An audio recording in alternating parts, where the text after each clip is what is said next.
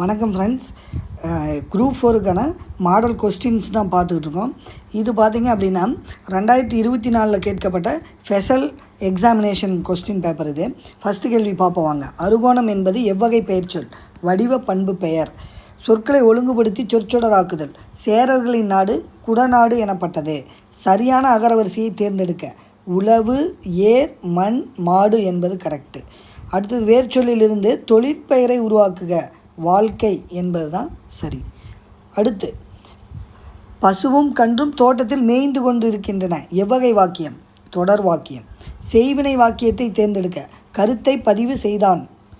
சிறுதாம்பு தொடுத்த பசலை கயிற்றின் உருதுயர் அலமலர் நோக்கி ஆய்மகள். இவ்வடிகளில் அடிக்கோடிட்ட சொல்லின் இலக்கண குறிப்பு கேட்குறான். அடிக்கோடிட்ட உருதுயர் என்பது வினைத்தொகை.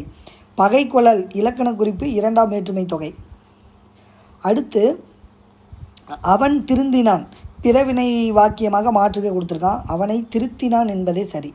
கண்ணினை காக்கும் இமை போல பொருத்தமான பொருளை தேர்ந்தெடுத்து எழுதுக. உடனிருந்து பாதுகாப்பது. இதுதான். நன்றி.